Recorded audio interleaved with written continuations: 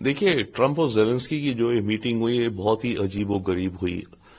World history में और मान लीजिए अमेरिकन हिस्ट्री में कभी ऐसी कोई मीटिंग नहीं हुई ओवल ऑफिस में प्रेसिडेंट ऑफ अमेरिका के साथ किसी दूसरे देश के लीडर की जो इस तरह की तू मैम में कन्वर्ट हो गई।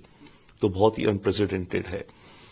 दूसरी बात, मेरे विचार से इसमें अमेरिकन डिप्लोमेसी ने गलती करी, बहुत बड़ी गलती। पहली बात, जब उन्हें पता था कि ज़ेलेंस्की के विचार क्या हैं और ज़ेलेंस्की अभी तैयार नहीं है इस तरह की बातचीत के लिए कि सीज फायर कैसी हो, मिनरल्स का क्या हिसाब हो, तो ज़ेलेंस्की को बुलाया क्यों मीटिंग के लिए?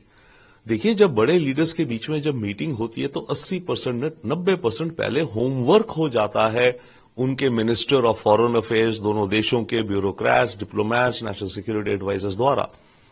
दो लीडर्स तभी मिलते हैं जब सारा होमवर्क हो गया होता है, ताकि मोटी मोटी बातें होनी और हैंडशेक होना और स्माइल और पिक्चर हो। तो ये एक अमेरिकन डिप्लोमेसी की एक मैं बहुत बड़ी गलती मानूंगा। हो सकता है वो तेजी में जल्दी में है कि कोई डील करनी है और विन लेनी है इसलिए करा, पर जो भी कारण है ये गलत हुआ।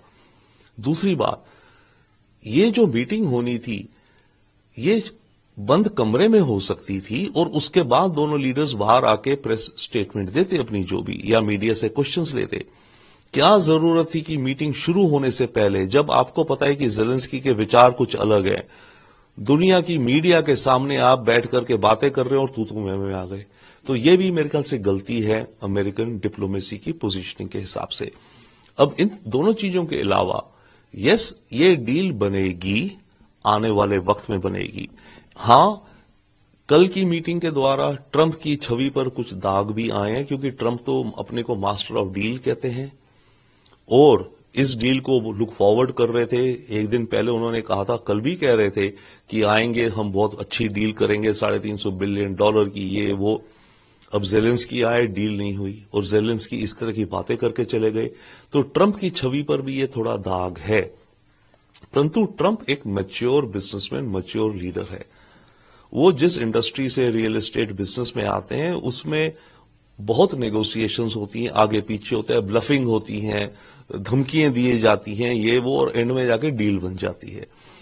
ट्रंप तो मार्क ज़करबर्ग को कहते थे पिछले साल में से जेल में डाल दूंगा, और अब मार्क ज़करबर्ग उनका सबसे अच्छा दोस्त बन गया है। ट्रंप का वाइस प्रेसिडेंट जो जेडी वैंस है, ट्रंप को हिटलर कहता था, पर ट्रंप ने उससे भी दोस्ती कर ली, उसको अपना वाइस प्रेसिडेंट बना लिया। तो ट्रंप प्रैग्मेटिक भी हैं।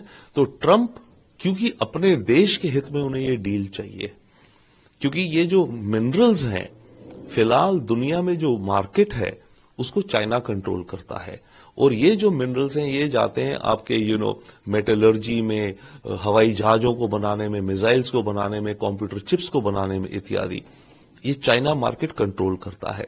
अगर यूक्रेन से डील हो जाती और होगी आगे, तो अमेरिका को एक डिफरेंट सप्लाई चेन मिल जाती और चाइना का जो रुतबा और जो दबदबा था वो कम हो जाता। तो अमेरिका को उस मामले के लिए ये डील चाहिए। तो आने वाले वक्त में ये डील बनेगी, परंतु अभी के लिए ये एक हिक्कप हो गया है। जी न्यूज़।